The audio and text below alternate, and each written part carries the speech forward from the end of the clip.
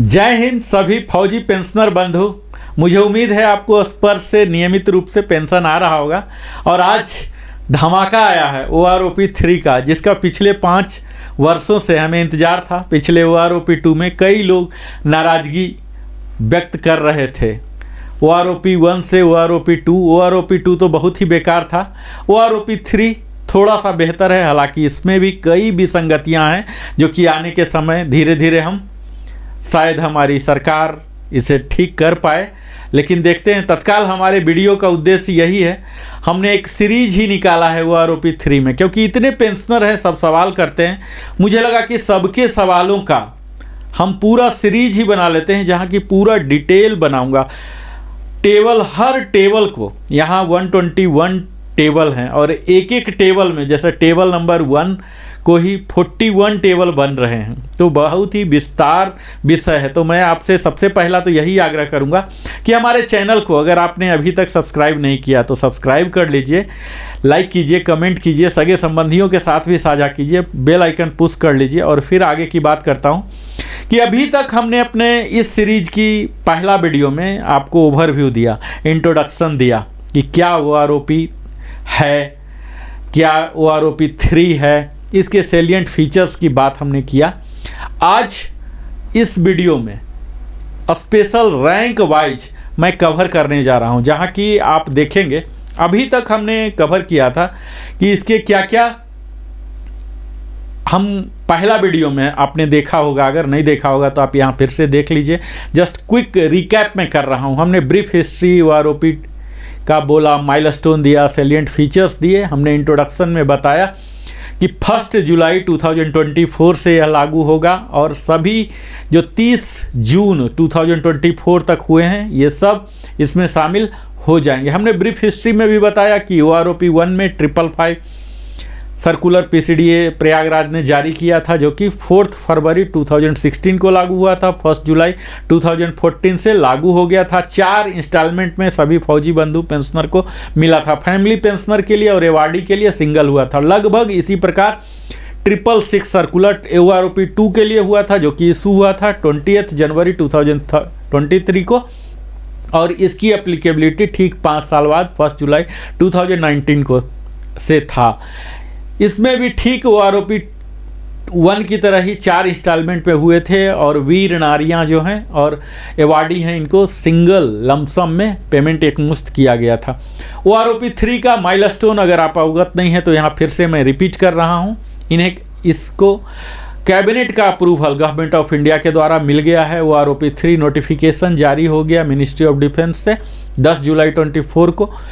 Concurrence भी finance division, जो कि MOD का ही हिस्सा है, 12 अगस्त 2024 को यह भी मिल गया। पॉलिसी लेटर, जो सबसे अहम विषय होता है, DSW department of ex serviceman welfare ने जारी कर दिया, जो सेना भवन न्यू दिल्ली सेम MOD के बिल्डिंग में अवस्थित है, 4 सितंबर को। उसी के बाद हम लोग यह वीडियो बना रहे हैं, जो कि अब पता हो गया कि ये टेबल यही सर्कुलर में रिफ्लेक्ट हो रहा। OROP 3 का सर्कुलर अनुमानित रूप से मैं कह रहा हूँ, अंदाज पर 777 नंबर का होगा, क्योंकि अभी तक हमने देखा 555 था, 666 था, तो उम्मीद किया जा रहा, कयास लगाए जा रहे हैं कि 777 नंबर का होगा। जब OROP का सर्कुलर रिलीज होगा PCDA के बाद, तब इसका एरियर पेमेंट, चूँकि अभी स्पर्श ही PDA PSA सब कुछ है, यही सर्कुलर भी जारी करना है, तो उम्मीद की जा रही है जैसे OROP 3 में बहुत ही शीघ्र उसका पेमेंट हो गया था। ये अलग बात है कि OROP 2 में उसके एम्बिट में बहुत ही कम पेंशनर आ रहे थे, बहुत ही कम पेंशनर थे जो लाभार्थी थे, मैक्सिमम का डाउनग्रेड टाइप का ही हो रहा था, तो लाभार्थी नहीं हुए थे। लेकिन जो भी हुए थे उनके तुरंत ही सर्कुलर जारी हुआ। DSW का जो पॉलिसी लेटर आया था, पेंशन लेटर, उसके तुरंत ही बाद सर्कुलर आ गया और तुरंत पेमेंट भी हो गया। तो इसी तरह की कुछ हम भी उम्मीद कर सकते हैं। तो हम उम्मीद कर सकते हैं कि अगले 1 से 2 महीने के अंदर ही आ जाएगा। और एरियर अमाउंट बहुत ही छोटा होगा, क्योंकि जुलाई, अगस्त और ज़्यादा से ज़्यादा सितंबर, तो ये 2 से 3 महीने का ही होगा एरियर, और उसके बाद रिवाइज आ जाएंगे। जैसा कि इसके हमने खास बिंदु में ऑलरेडी कवर कर चुका हूँ, यहाँ रिकैप, इसीलिए क्विकली रिकैप कर रहा हूँ कि 5 साल के बाद, हर 5 साल के बाद होता। इसे स्मूथ बनाने के लिए यहाँ 121 टेबल लगाए गए हैं और 265 पेजेज हैं। इसके सारे सर्कुलर का पेज हमने पढ़ा है और काफ़ी हमने अध्ययन किया। आपको मैं दिखा दूं सारे तीनों सर्कुलर,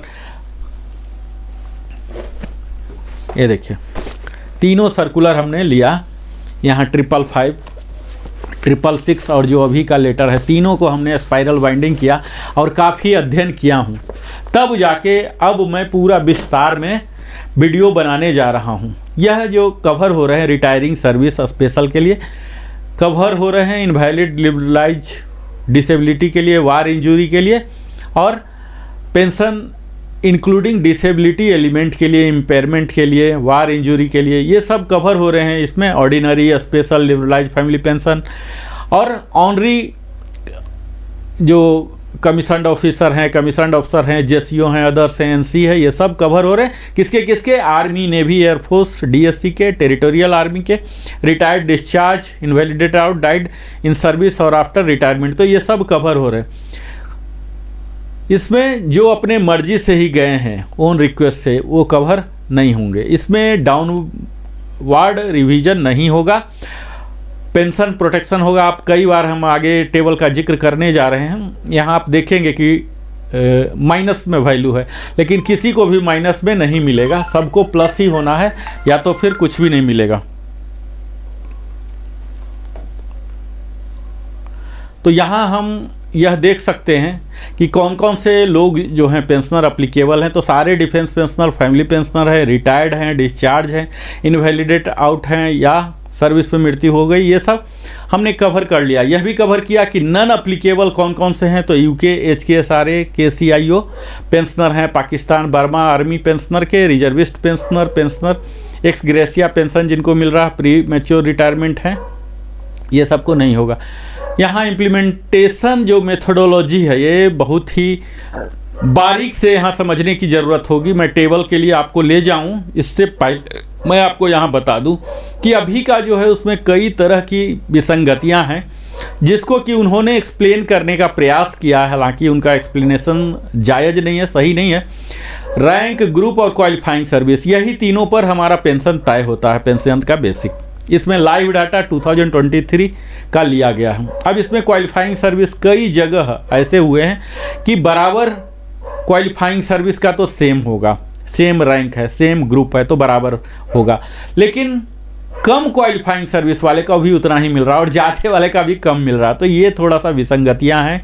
इसी तरह से रैंक के मामले में भी देखा जा रहा कि हाइयर रैंक वाले को भी लोअर रैंक के बराबर और कई बार तो लोअर रैंक से भी नीचे वाले के तक आ रहा है। तो ये सब विसंगतियां हैं।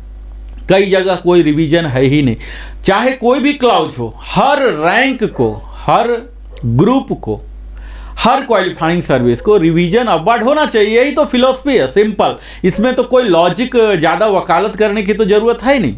हम लोग कयास क्यों लगा के बैठे हुए थे? क्योंकि अपवर्ड रिवीजन होगा, कुछ बढ़ेगा, और बढ़ने का सिंपल सा है तरीका यह होना चाहिए कि अपवर्ड हो, क्योंकि हर व्यक्ति का जो सैलरी बढ़ रहा, हर साल 3% इंक्रीमेंट लग रहे हैं, तो 5 साल के बाद हो रहा तो 15% ऐसे ही हो गए, तो 15% यहाँ भी आ जाना चाहिए। तो किसी भी लॉजिक के तहत माइनस वैल्यू तो जाना ही नहीं चाहिए। तो ये तो अपने आप जो बनाने का जो टर्म ऑफ रेफरेंस दिए हैं टेबल बनाने का, ये स्वयं गलत है। लोगों की जो थीम थी, जो डिमांड थी OROP का, वो है ही नहीं। तो यहाँ भी OROP 3 में ये स्पष्ट दिख रहा, कई रैंक को कुछ भी लाभ नहीं हो रहा, माइनस में जा रहे हैं, और कई को हो रहे हैं तो नेग्लिजिबल हो रहे हैं। तो इन सब को एनोमली, मुझे उम्मीद है कि इसे जल्द ही दूर किया जाएगा। सॉफ्टवेयर के तहत 3% कर लें। कई तरह के ऐसे सिस्टम हैं जो कि मुझे अभी वीडियो में ये सब बताऊं कि कैसे करना चाहिए। ये सब काफ़ी स्किल्ड लोग होंगे वहाँ, कुशल होंगे, इसके लिए स्पेशलिस्ट होंगे। टेबल बनाया जा सकता है, 121 टेबल है तो क्या हुआ कि गलत सलत है। तो अभी जो है ये संतोषप्रद नहीं है, यह बात पता चल गया। खैर जो भी है, इस टेबल को एक्सप्लेन करना मेरा यहाँ पर काम है। मैं अभी सबसे पहले इस वीडियो में आपको मैं दिखाऊंगा सिपोई एंड इक्विवेलेंट का, ठीक है। आप यह टेबल देख लीजिए, इस टेबल का आप स्नैपशॉट भी ले सकते हैं। यह table number 7 OROP 3 table number 7 DSW का जो पेंशन पॉलिसी लेटर है उसका ही हिस्सा है। आप यह मान सकते हैं कि यह बिल्कुल प्रमाणिक है। हमने यहाँ क्वालिफाइंग सर्विस लिया, OROP 2 का लिया, OROP 3 का लिया, और फिर डिफरेंस जो आ रहे हैं यह भी हमने लेने का यहाँ प्रयास किया, ठीक है, आप यहाँ देखिए हमने एक्स ग्रुप और वाई ग्रुप, पहले एक्स ग्रुप की चर्चा कर लेते हैं, सिपाही का, जो कि उसके इक्विवेलेंट रैंक होते हैं एयरफोर्स में एसी और सीमैन होते हैं नेवी में। तो यहाँ रैंक हेल्ड मैंने लिखा और पेंशन रैंक, पेंशन आप एलिजिबल होते हैं, पेंशन रैंक अगर ये है तो, अगर पेंशन रैंक कोई और है, पीछे का रैंक है, तो आप एलिजिबल नहीं होंगे। यहाँ 6 महीने से प्रारंभ हो रहा OROP 2 का एक्स ग्रुप का। OROP 2 में 15250 था, 3 में भी 15250 है, यानी कि डिफरेंस 0 है। फर्स्ट 1 ईयर के लिए 15600 है, 15250 है। यहाँ आप देख सकते हैं कि 350 माइनस हो चुका है। 1.5 साल के लिए 15600 ही है, फिर OROP 3 में 15250 ही है, यानी कि यहाँ भी 350 का नुकसान हो रहा। 2 साल होने पर 15600 ही रहा, और यहाँ फिर 3 में 15363 गया है, तो यहाँ भी 237 का लॉस हो रहा। 2.5 ईयर्स में 15600 और यहाँ OROP 3 में 15950 है। यहाँ से बढ़ोतरी प्रारंभ होती है, यहाँ 350 का बढ़ोतरी है। 3 साल पर 15600 है।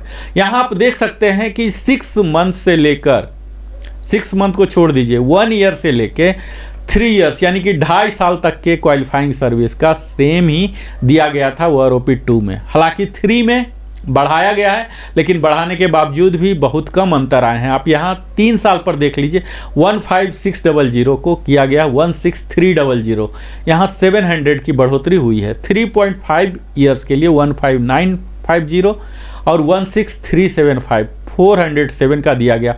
यहाँ फिर अचानक देख लीजिए कि 4 ईयर्स में 16650 है, और यहाँ OROP 3 में 16532 यहाँ घटा दिया गया है, 118 घट गए हैं। और फिर देख लीजिए 4.5 में 16650 है, सेम है, और यहाँ 16650 यानी कि बराबर है, यहाँ 0 है, कोई बढ़ोतरी नहीं है। इसी तरह से देखिए यहाँ क्रम है, आप यहाँ देख पा रहे होंगे, ये क्रम को स्टडी कीजिए कि यहाँ 0 से लेके माइनस माइनस, फिर थोड़ा बढ़ा और फिर से रीसेट हो गया, 0 पर गया। आगे आप देख लीजिए 5 ईयर्स में 16938 है, और यहाँ 17000 है, 62 रुपीज़ की बढ़ोतरी, फिर बढ़ोतरी हो रही है।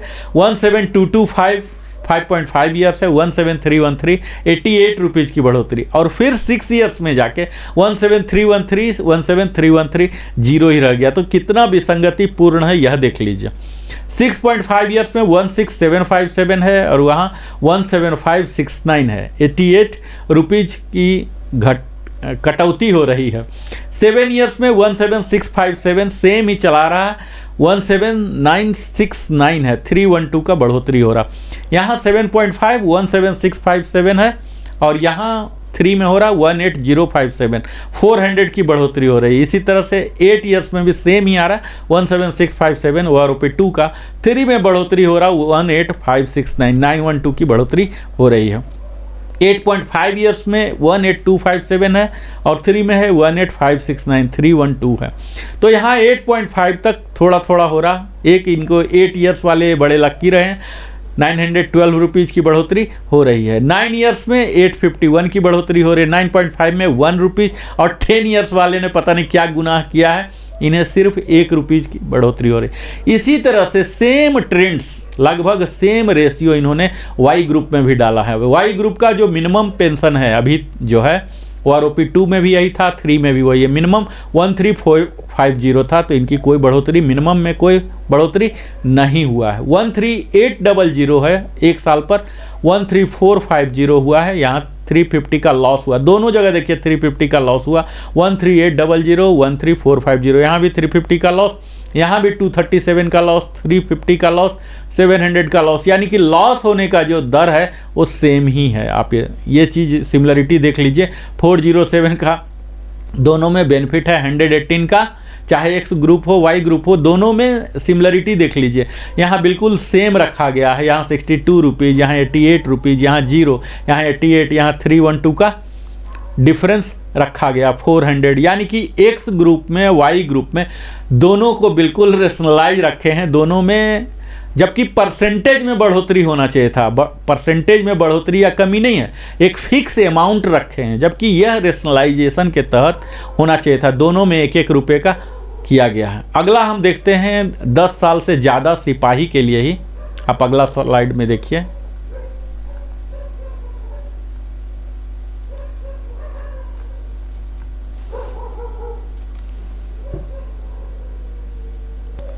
तो अभी तक हमने जो देखा, ये देखा 10 साल तक। अब हम 10 से ऊपर के लिए देख पा रहे हैं सिपाही एंड इक्विवेलेंट के लिए। 10.5 के लिए OROP 2 में था 19275, OROP 3 में सेम 1 रुपीज़ की बढ़ोतरी की गई है एक्स ग्रुप में। 11 ईयर्स के 19613 है, 19276 यहाँ देख लीजिए कि कम कर दिया गया, 337 कर दिया गया। 11.5 ईयर्स के लिए 19613, 19276 ही है, 337 की ही कमी है। 12 ईयर्स में 19613 है और 19276, 337 की कमी यहाँ भी है। 12.5 ईयर्स के लिए 19725 है और OROP 3 में 20475 है। यहाँ से बढ़ोतरी प्रारंभ हो रही है जो कि निरंतर अब बनी रहेगी। 732, यहाँ यह भी एक देखने की बात है कि यहाँ भले ही मैट्रिक्स इन्होंने बनाया है, चाहे ये पिछला टेबल हो 10 साल तक वाला हो या उससे पीछे वाला, लेकिन 10 साल से कम रिटायर होने वाले बहुत कम ही लोग होते हैं। आपने देखा होगा, आपको यह ज्ञान होगा कि आर्मी में पेंशनेबल होने के लिए 17 ईयर्स मिनिमम करना पड़ता है। इसी तरह से एयरफोर्स में मिनिमम 20 ईयर्स करना पड़ता है। नेवी में पेंशनेबल होने के लिए 15 ईयर्स किया प्रावधान है। तो यहाँ जो कम ज़्यादा हो रहा है, आप यहाँ देख पाएंगे कि 15 ईयर्स के बाद 14.5 के बाद ही कंटिन्यू बढ़ोतरी है और बढ़ोतरी जो है 4 डिजिट में है। तो इसके नीचे बड़े ही एक्सेप्शनल होते हैं, मेडिकल बोर्ड आउट हो गए या अपवाद वाले कारण से होते हैं। तो हम यहाँ फोकस करेंगे जो बढ़ोतरी हो रहा है, जो कि ज़्यादा अफेक्टेड लोग हैं, वहाँ से ही हम बात करेंगे। तो 14.5 के लिए देखिए 19950 है और यहाँ बढ़ोतरी 21625 यानी कि 1675 की बढ़ोतरी है। 15 ईयर्स के लिए भी यहाँ देख लीजिए 1518 की बढ़ोतरी है। 15.5 के लिए है 1518। आप इस टेबल का स्क्रीनशॉट ले सकते हैं क्योंकि यह मेरे द्वारा बहुत ही परिश्रम करके बनाया गया है। आप समझ पा रहे होंगे, इस प्रकार का टेबल कहीं नहीं उपलब्ध है मेरे चैनल के अलावे। तो आप अगर लिविंग हैप्पीली देख रहे हैं, सब्सक्राइब कीजिए। और इस टेबल का अगर आप सिपाही इक्विवेलेंट से रिटायर हुए हैं तो आपके लिए जिस साल का है उस टेबल को, उस स्लाइड को आप स्नैपशॉट ले सकते हैं। 16.5 में देखिए 20607 है और 22125 यानी कि 1518 की बढ़ोतरी हुई है। 20607 कंटिन्यू चल रहा है। यहाँ से कहाँ से 15 ईयर से लेके 19.5 तक सेम रेट चल रहा और यहाँ बढ़ोतरी हो रहा है। OROP 3 में देख लीजिए, यानी कि OROP 3 में यहाँ इन सिपाहियों को लाभ हो रहा, सबसे ज़्यादा लाभ हो रहा 20 ईयर्स में अगर सिपाही ही रिटायर हुए। हालांकि ऐसा होता नहीं होगा 20 ईयर्स में सिपाही रिटायर हुए। अगर ऐसा केस है तो 208132 में था और यहाँ 23500 दे दिया गया है। 2687 की बढ़ोतरी की गई। सेम ही जो बढ़ोतरी की मात्रा थी, परसेंटेज नहीं, यहाँ प्रतिशत की बात नहीं है, यहाँ सेम अमाउंट वाई ग्रुप में भी दिया गया है। सेम आप देख पा रहे होंगे, रेड में हमने हाईलाइट करके रखा है कंप्लीट डाटा को। वाई ग्रुप का यहाँ 17475 है, 17476 से 1 रुपया है 10.5। और उसके बाद आप यहाँ देख पा रहे हैं कि 12.5 ईयर्स के बाद से बढ़ोतरी शुरू हो गई है। स्पेशली 14.5 के बाद तो अंधाधुन बढ़ोतरी हुई है। तो जो भी सिपाही से रिटायर हुए होंगे उनको काफ़ी लाभ यहाँ दिख रहा है। अगला हम जाते हैं इससे आगे का। अगर सिपाही, ऐसा बहुत ही कम चांस मुझे लग रहा, अगर सिपाही 20.5 यानी कि 20.5 साल तक किए हैं, 21569 ही कंटिन्यू है, क्योंकि ये इरिलीवेंट है। इससे ज़्यादा कोई सिपाही नहीं होंगे। उनके डिपार्टमेंट के इस तरह से पॉलिसी होगा कि उन्हें अगला रैंक दे दिया जाएगा या डिस्चार्ज जाना पड़ेगा। तो ये इरिलीवेंट टेबल है समझ लीजिए, लेकिन मैट्रिक्स में दिया हुआ था इसलिए मैं भी यहाँ एक्सप्लेनेशन में रखा हूँ, लेकिन इस स्लाइड में मैं ज़्यादा समय नहीं दूंगा। यहाँ आप देख लीजिए जो कॉमनलिटी है, चूँकि मेरा एनालिसिस भी साथ साथ चल रहा, 21569 20+ वाले के लिए है। और यहाँ देखिए आप जो इससे कम वाले थे, यानी कि एग्जैक्ट 20 वाले थे, तो 20 वाले के लिए 20813 था, 23500 पर फिक्स किया गया है। यहाँ बढ़ोतरी ज़्यादा है। अगर सिपाही ऐसे कोई गुड लक तो मैं नहीं कहूँगा कि सिपाही से रिटायर होना पड़ रहा, 21569 अगर था तो 24459 है, जो कि मुझे लगता है कहीं ना कहीं आईवास किया गया है। यहाँ दिखाया गया कि 2890, सेम चीज़ यहाँ वाई ग्रुप में भी है, यह दिखाया जा रहा है टेबल में कि 2890 की बढ़ोतरी हुई है। लेकिन हकीकत में ऐसे केस होंगे ही नहीं कि सिपाही 28 साल तक रहा। तो अगर ऐसा हुआ है तो 20 से करीब 2890 का दिया जा रहा। तो यह तो सिपाही रैंक का। मैं अगला रैंक को लेता हूँ ऑनरी नायक। ऑनरी नायक आर्मी के और इसके इक्विवेलेंट जो हैं एलएससी होंगे, लीडिंग एयरक्राफ्ट्समैन एयरफोर्स में, और लीडिंग सीमैन होते हैं 1 2 इस तरह से होते हैं नेवी में, तो ये होंगे। यहाँ आप देख लीजिए 6 महीने के अगर हैं ऑनरी नायक तो 15250 है और 15250 6 महीने के जहाँ भी हैं वहाँ इनको 0 ही बेनिफिट दिया गया है। यानी कि ऐसा केस ही नहीं होगा कि 6 महीने ही ज्वाइन किया। एक्सेप्शनल हो सकते हैं, एक आध ट्रेनिंग के दौरान ही मेडिकल बोर्ड आउट हो गए, कुछ हो गए, तो ऐसा केस हो सकता है। अदरवाइज 1 ईयर में देख लीजिए 15600 जो डाटा है ये चल रहा 3 साल तक, और 3 साल में OROP 3 में भी 15250 चल रहा है, 15250 जो कि डिक्रीज हो रहे हैं, 15363 जो 237 डिक्रीज हो रहे हैं। यहाँ भी 15950, यहाँ से 2.5 ईयर से बढ़ोतरी प्रारंभ हुई है 350 रुपीज़ की, और यहाँ फिर 3rd ईयर से 700 की बढ़ोतरी हो रही है। यहाँ आप हर टेबल में इसी तरह का देख रहे होंगे ये पैटर्न, यानी कि जो गलतियाँ की गई हैं सॉफ्टवेयर में, फार्मूलेबाजी में, ये हर जगह किया गया है। ये पता नहीं कि जान के किया गया है या अनजाने में हुआ है। तीसरे साल में 15600 है और यहाँ 16300 700 की बढ़ोतरी है। 3.5 ईयर्स में 15950 और 16357 407 की बढ़ोतरी हुई है, और यहाँ 4th ईयर 16650 16532 118 रुपीज़ की कमी हुई है, और फिर 4.5 में 16650 सेम रखा गया है। और यही चीज़ आप यहाँ भी देखेंगे सिपाही के लिए भी, ये देखिए सेम ही ट्रेंड्स हैं। यहाँ 4.5 ईयर्स यहाँ आप देख पा रहे होंगे सिपाही के लिए 4.5 में 00 रखा गया। पता नहीं 4.5 से क्या चीड़ है, ऐसा हो सकता है कि 4.5 में कोई जाने वाले ही ना हो, इसलिए इनको डाटा नहीं मिला और ये फिर 0 इनको रखना पड़ा, क्योंकि उसमें डाटा होना चाहिए, डाटा नहीं इनको मिला है, तो मिन मैक्स किसका निकालेंगे, ये कारण हो सकते हैं। खैर ये सब पर ज़्यादा गंभीर हमें होने की इसलिए भी ज़रूरत नहीं है, क्योंकि कोई इतना कम सर्विस वाले होंगे नहीं।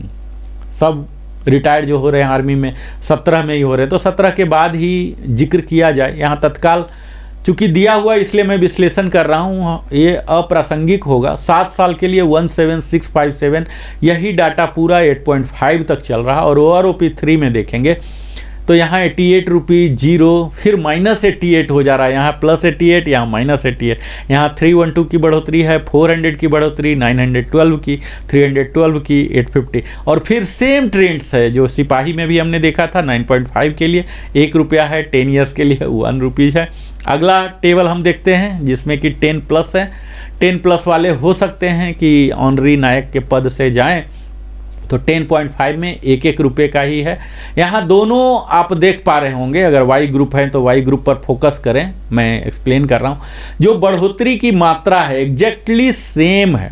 यहाँ स्टार्टिंग कुछ हो सकता है अलग, और एंडिंग जो कि OROP 3 है ये अलग हो सकते हैं, लेकिन फाइनल जो रिजल्टेंट है वो यही है।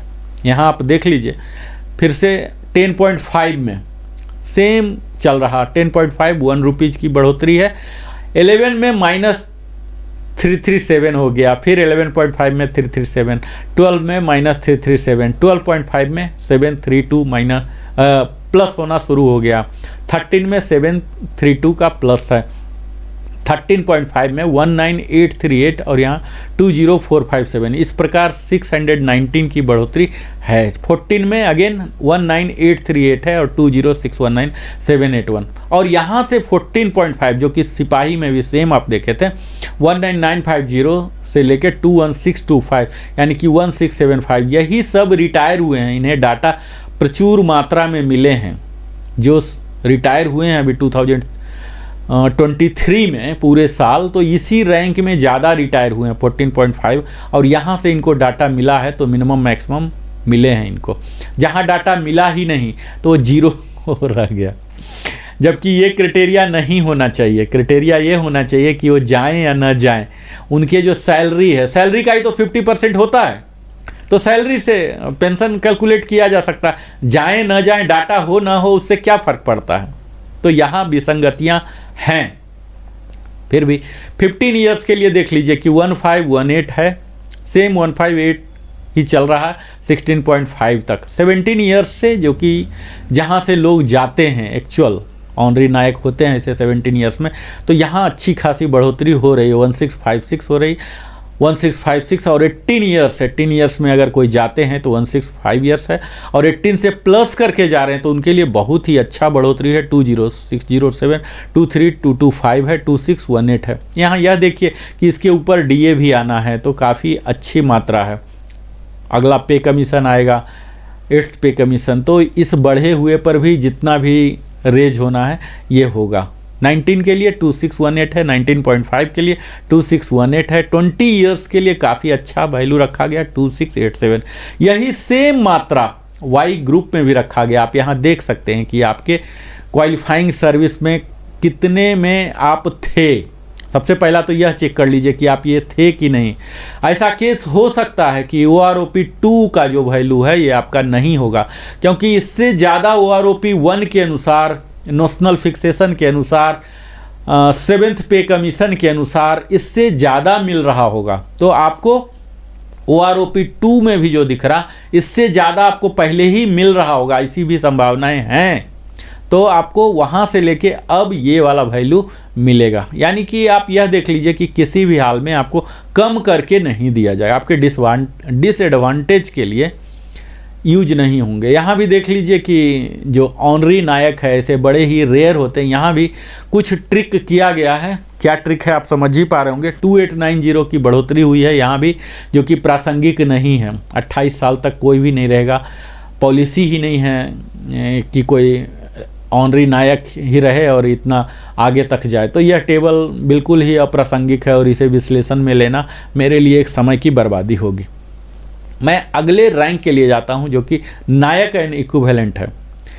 इसमें नायक TS भी हैं, इसके इक्विवेलेंट कपल हो जाएंगे टाइम स्केल वाले, और कपल हैं एयरफोर्स में कारपोरल जिन्हें कहा जाता है। लीडिंग सीमैन 1-2 होते हैं ये नेवी में। अब इनका देख लीजिए कि यहाँ आप टेबल में देख रहे होंगे कि ये 4 कैटेगरी के कवर हो रहे हैं। प्री 1973 से पोस्ट 1973 वाले, प्री पोस्ट दोनों 73 के हो गए, पोस्ट 97 के हो गए, पोस्ट 116 के हो गए। तो ये 4 कैटेगरी। एक्स ग्रुप का आप देख लीजिए कि 6 महीना में इन्होंने 0 ही दिया, क्योंकि कोई गया ही नहीं है। यहाँ वाई ग्रुप में कोई गए हैं, इसलिए 24 रुपया यहाँ दिया गया है। यहाँ आप देख पा रहे होंगे कि एक्स वाई में डिफरेंस होना शुरू हो गया। एक्स ग्रुप के नायक एंड इक्विवेलेंट, हालांकि नायक से काफ़ी अच्छा जाते हैं, लेकिन इतने कम लेंथ ऑफ सर्विस वाले नहीं जाते हैं। तो यहाँ आप देख लीजिए कि सारे डिक्रीजिंग वाले हैं, तो डिक्रीज किसी का होगा नहीं। जो अभी उनको मिल रहा है OROP 2 से यही सब मिलेगा। तो इस पर ज़्यादा विश्लेषण करने की कोई गुंजाइश नहीं बन जाती। यहाँ आप देख पा रहे होंगे कि एक्स ग्रुप को बिल्कुल ही माइनस कर दिया गया है, यानी कि उन्हें बेनिफिशरी नहीं हो रहा 10 साल तक। इसी तरह से आप वाई ग्रुप में देख रहे हैं तो डबल डिजिट में किया गया है या फिर माइनस ही है। बस 2 ही ऐसे सौभाग्यवान हैं, 7.5 ईयर्स वाले और 8 ईयर्स वाले और 8.5 वाले, जिनको कि प्लस में, और 10 वाले भी हैं 225। तो इन्हें जहाँ जहाँ डाटा मिल गया है, जहाँ भी जिस लेंथ ऑफ सर्विस में रिटायर हुए हैं क्वालिफाइंग सर्विस, उसका बढ़ गया है। जहाँ नहीं मिला है वहाँ नहीं है। तो ये 10 से कम वाले बहुत कम ही होते हैं। अब हम आते हैं नायक के 10 से ऊपर वाले। 10 से ऊपर वाले भी यहाँ देख लीजिए उदास करने वाला ही है। 20547 था, 19331 हो गया। यहाँ सारे माइनस वैल्यू है, माइनस वैल्यू इनइफेक्टिव है, माइनस वैल्यू। अब देख लीजिए कि 16 यहाँ तक जा रहा, 17 ईयर्स तक 17 ईयर से कई रिटायर वाले होते हैं एक्स ग्रुप में। तो ये सब का आप कह सकते हैं कि चूना लगाया जा रहा है एक्स ग्रुप में। हालांकि आर्मी में एक्स ग्रुप के कम होते हैं, रिटायर होने वाले बहुत ज़्यादा होते हैं, तो ये सब वाई ग्रुप के हैं। और वाई ग्रुप में प्लस का वैल्यू है, एक्स ग्रुप के बहुत ही कम होते हैं, आर्मी में ही अदरवाइज कम होते हैं, और जाने वाले में भी कम ही होते हैं। 17 के बाद जाने लगते हैं, तो 17 के वाले भी जो हैं एक्स ग्रुप -4 उनको मिला है। यहाँ 17.5 में देख लीजिए एक्स ग्रुप में 360 है, 18 में 725, यानी कि 7.5 ईयर्स के बाद इंक्रीज होने लगा है। 18.5 में 1100 होने लगे हैं, जो कि मुझे नहीं लग रहा कि ऐसा पॉलिसी है कि कोई नायक ही 18 तक बच पाए, उसे ऑनरी हवलदार इस तरह से बना दिया जाएगा। और फिर देख लीजिए इनको 18 के बाद इंक्रीज हुआ है, जो कि इस कैटेगरी में फॉल होने वाले ही बहुत कम होंगे। 19 का 1475 है, 19.5 का 2075।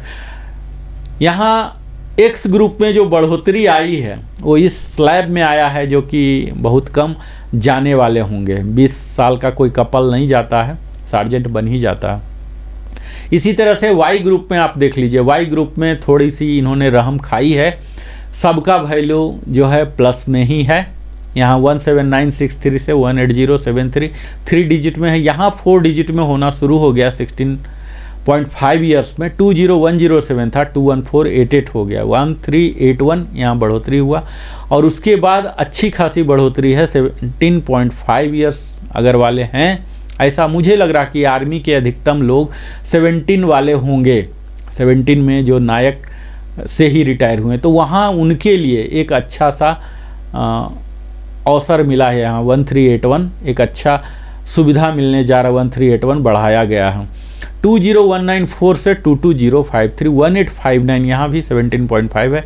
18 ईयर्स के लिए 22151 कर दिया गया है OROP 3 में।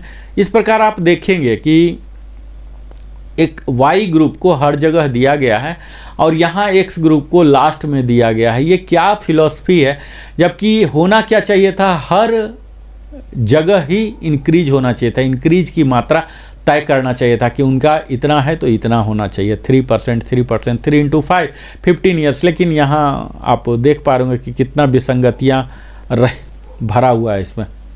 आगे आप देखेंगे नायक, सेम वही चीज़ किया गया है 20.5, यानी कि इस कैटेगरी में कोई रहेंगे ही नहीं। अब यहाँ देख लीजिए ये आलम है कि 2075 का बढ़ाया गया है, 21 में 2075, 21.5 एक्स ग्रुप में। और यहाँ तो आप देख लीजिए कि 22 साल के अगर ऐसा हुआ है, मुझे नहीं लगता कि ऐसा होगा, 22 साल में अगर कोई नायक ही है तो 23560 था, 27585 हो गया है। अब देख लीजिए, इनको पता है कि इस कैटेगरी में कोई है ही नहीं, तो 4025 दे दिए हैं। या तो ये मिस्टेक से हुआ या जो भी हुआ, तत्काल मैं एनालिसिस वही कर रहा हूँ जो टेबल में है दिया हुआ, ये एज इट इज। मैं 100% तो गारंटी नहीं दे सकता हूँ, 0.001% एरर के संभावनाएं हो सकती हैं एडिटिंग में, ये सब वो सब में, लेकिन मैं प्रयास मेरा 100% एक्यूरेट करने का रहा है। अब ये तो आप अध्ययन करेंगे, मैंने भरपूर प्रयास किया कि बिल्कुल सही एक्यूरेट हम डाटा यहाँ डालें। 22वें साल में आप देख रहे हैं कि 4025 रुपीज़ का इंक्रीज, और यही ट्रेंड्स 28 साल तक चले हैं। यहाँ आप आर्मी के जो पर्सनल अगर हैं तो इन्हें बहुत ही लाभान्वित होगा, जो एक्स ग्रुप के अगर हैं तो ऐसा कम ही होता, लेकिन अगर हैं तो इन्हें काफ़ी लाभ हुआ। वाई ग्रुप में यही रेशियो नहीं दिख रहा, जबकि शुरू में वाई ग्रुप एक्स ग्रुप का सेम मात्रा रखा गया था, यहाँ मात्रा चेंज कर दिया गया है, लेकिन वही सेम मात्रा सब कुछ सेम है 23 ईयर से लेके 28 ईयर्स तक का। यानी कि इस 5 साल में कोई जाने वाले थे ही नहीं, उनको कोई भी डाटा नहीं मिला 23 में एवरेज वैल्यू लेने के लिए। तो यहाँ जो भी मिला लोअर वाले वही इन्होंने ले लिया। अब इसमें देख लीजिए विसंगतियाँ यही हो रही कि 2023 में जिस रैंक में जितने लोग जा रहे हैं, जिस ग्रुप में इनको मिला तो ले लिए, नहीं मिला तो जीरो कर दिए। तो ये तो गलत है ना। आप पेंशनर को एडवांटेज देने जा रहे हैं, रिवीजन देने जा रहे हैं। OROP की मुहिम शुरू की गई थी बढ़ाने के लिए, न कि किसी न किसी ऐसे तर्क को देकर कम कर देने के लिए। आपको पता है कि पेंशन तो बढ़ा ही है, चाहे उस रैंक का आदमी, उस लेंथ क्वालिफाइंग सर्विस वाला उस ग्रुप में बाहर गया या नहीं गया, लेकिन उसके सैलरी तो बढ़े हैं। पेंशन तो बाई प्रोडक्ट है सैलरी का, तो अगर सैलरी बढ़ा है तो पेंशन बढ़ना चाहिए।